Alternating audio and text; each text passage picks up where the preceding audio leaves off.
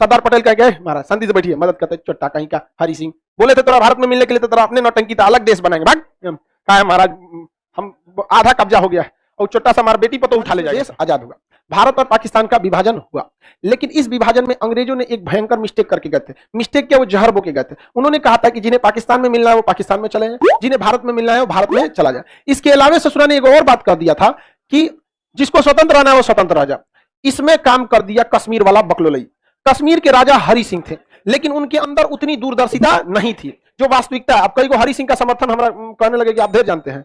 देखिए हरि सिंह का जो प्रधानमंत्री थे शेख अब्दुल्ला बहुत ही सातिर दिमाग का इंसान, मतलब समझ जाइए कि बहुत तेज खोपड़ी का, छल कपट बहुत ज्यादा।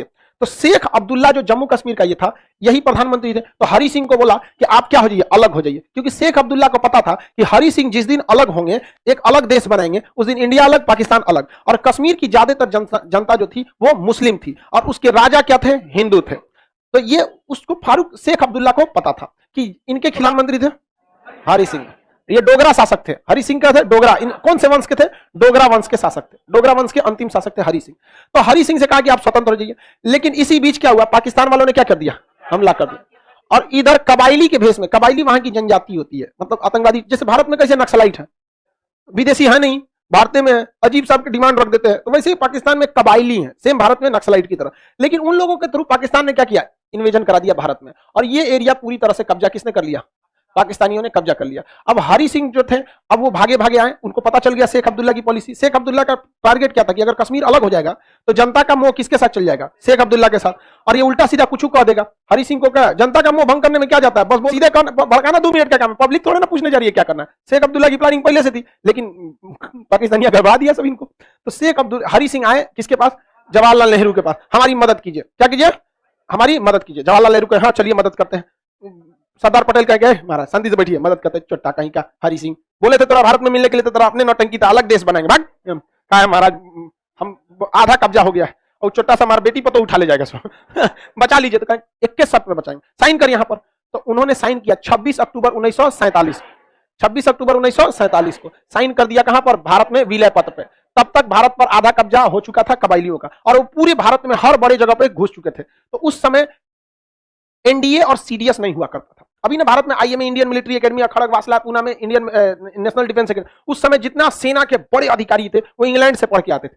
और उसमें ब्रिगेडियर उस्मानी थे, वो उस समय बलूच रेजिमेंट में थे। बलूच अभी पाकिस्तान में है। तो देश का जब विभाजन हुआ तो जिन्ना ने कहा था इनको ब्रिगेडियर उस्मानी को, आप आ जाइए, बलूच रेजिमेंट का कमांड आप ही संभालिएगा। ब्रिगेडियर उस्मानी ने कहा भागता है कि नहीं, यहाँ पे आ जाइए। यहाँ पर सेना में जब शपथ लिए थे तो यही शपथ लिए थे कि जब तक जीवित रहेंगे भारत की सुरक्षा में हम लगे रहेंगे। तुम आज विभाजन कर दिया तो हम अपनी शपथ का विभाजन नहीं कर सकते, हम यही रहेंगे। सरदार पटेल ने देखा कि भाई आदमी ठीक है। सरदार पटेल के अंदर व्यक्ति को परखने की बहुत क्षमता थी। वो एकदम गरीब परिवार से उठे थे। उन्होंने जिम्मेदारी सौंपी किसको, ब्रिगेडियर उस्मानी को, कि जाइए आप इनको बताइए क्या है। ब्रिगेडियर उस्मानी जब यहां से गए अपनी सेना लेकर, 900 से ज्यादा पाकिस्तानियों को मार दिए। साफ हो गया सब आते वहां पर। और नौशेरा में पाकिस्तानियों का कहना था, नौशेरा उस समय का बहुत टिपिकल पॉइंट था, वो हाइट पर था और वहां से भारत को बढ़त नहीं मिल पा रही थी। तो नौशेरा जीतने की जिम्मेदारी दी गई थी ब्रिगेडियर उस्मानी को। सुबेरे जिम्मेदारी दी गई, शाम को फोन आ रहा है ब्रिगेडियर उस्मानी का नेहरू के पास कि नौशेरा जीत गए खत्म हो गया नौशेरा का। इनको नौशेरा का शेर कहा जाता था। बाद में युद्ध चलते रहा, यूएनओ में भी ये मुद्दा उठ गया। यहाँ पर बहुत सारे भारतीय सैनिक बहादुरी से लड़े थे वहां पर। इस बीच एक तोप का गोला आके इन्हीं के ऊपर गिर गया। यहाँ पर ब्रिगेडियर उस्मानी शहीद हो गए थे यहाँ पर। तो यहाँ पे इनकी कहानी नौशेरा का शेर कहा जाता था। और ये हमारा देश कब आजाद हुआ, 47, और 47 में क्या हो गया, मार चालू हो गया। और ये युद्ध 48 तक चला था। और पिटा के आए हो, तुम्हारी बात कोई नहीं सुनेगा, होशियारे बनते हैं हरि सिंह यहाँ पे। यूएनओ में मामला चल गया, अटक गया। अब कश्मीर जो था, हरि सिंह किस पे बिलीव करते थे, शेख अब्दुल्ला पे। इसने कहा, हरि सिंह ने कहा दिया कि हमारा अलग संविधान बनेगा। इसने चढ़ा दिया इनको, हरि सिंह को, कि कहिए हमारा अलग संविधान रहेगा। ये 370 कहे थे ये हरि सिंह, हमें लिए क्या रहना चाहिए 370। ये जिम्मेदारी मिट गया हरि सिंह पे। ओहो माय गॉड, हरि सिंह। और इन्होंने 370 का मसौदा तैयार करने की जिम्मेदारी किसको दी, शेख। वाह वाह, हो गया, मीट की जिम्मेदारी कुत्ता को हाँ, समझ में गए, नहीं ना रह सकता है। तब देखे यहाँ पे हरि सिंह ने कह दिया कि भैया हमारे लिए क्या रहना चाहिए, अलग संविधान। इन्होंने कहा कि हम अच्छा से मसौदा तैयार करेंगे। 370 में इन्होंने ऐसा बातें डाला था। 370 का एक में इन्होंने सबसे पहले कहा था कि जम्मू कश्मीर की सीमाएं भारत की सीमाएं हैं, मतलब जो जम्मू कश्मीर का क्षेत्र है वही भारत की सीमा है। तो 370 के ए में कोई छेड़छाड़ नहीं हुआ है। देखियो 370 ए अभी भी वैसे ही है, क्योंकि 370 का ए हटाएंगे तो जम्मू कश्मीर की सीमा भारत की सीमा नहीं रहेगी, ऑटोमेटिक भारत से अलग हो जाएगा। तो ये कहता है कि जम्मू कश्मीर की सीमाएं भारत की सीमा, अच्छी बात है। उसके बाद जम्मू कश्मीर में भारत का पूर्ण संविधान लागू नहीं होता। आगे आगे और बात कहा गया, यहाँ पर राष्ट्रपति का शासन लागू नहीं होगा, यहाँ नेशनल इमरजेंसी लागू नहीं होगी, यहाँ बाहर के लोग यहाँ आके परमानेंटली बस नहीं सकते हैं, ऐसा बात किया गया। सबसे खराब इसमें कहा गया था कि पाकिस्तान की कोई लड़की अगर भारत में यहाँ जम्मू कश्मीर में शादी करती है तो उसे जम्मू कश्मीर की नागरिकता दे दी जाएगी, लेकिन भारत की लड़की अगर जम्मू कश्मीर में शादी करती है तो उसे नागरिकता नहीं दी जाएगी। ये सबसे खराब चीज था। कहा हरि सिंह, कहां दिमाग था आपका? किस किस को हम बोले? इस बर्बादी में सबका हाथ है, समझा क्या कि नहीं? प्रधानमंत्री को प्रधानमंत्री भर रखिए, राजा है ना आप जी, राजा का 10 गो आंख होना चाहिए। तनी अब बात करते हैं शेख अब्दुल्ला के बाद। अब ये हरि सिंह चल गए, सारा मरने के बाद सारा पावर कौन ले लिया? शेख। मुख्यमंत्री वहां का कौन बन गया? शेख। उसे जो कहने का मुख्यमंत्री, वहां का प्रधानमंत्री था, कुछ नहीं कर सकते थे। 370 में ऐसे प्रावधान दिए गए थे और कहा गया था कि 370 में अगर संशोधन करना है तो जम्मू कश्मीर के विधानसभा से पूछना पड़ेगा। वाह, दही के गवाही चिवड़ा। कब अलग होगा सब? देहात में ये सब कहावत बड़ी फेमस रहता है सब। तो बताइए, अजब संविधान। अब भारत में कभी संशोधन नहीं कर सकता था। कहता है कि राष्ट्रपति या संसद एक ही शर्त पर क्या करेगा?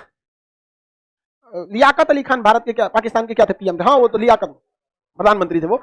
तो जम्मू कश्मीर में भारत का संसद संशोधन कर सकता है? नहीं। इसके बाद फारूक अब्दुल्ला के बाद आए शेख अब्दुल्ला, शेख अब्दुल्ला के बाद फारूक अब्दुल्ला, कुछ लिखो, फारूक अब्दुल्ला यहाँ के क्या बने? मुख्यमंत्री।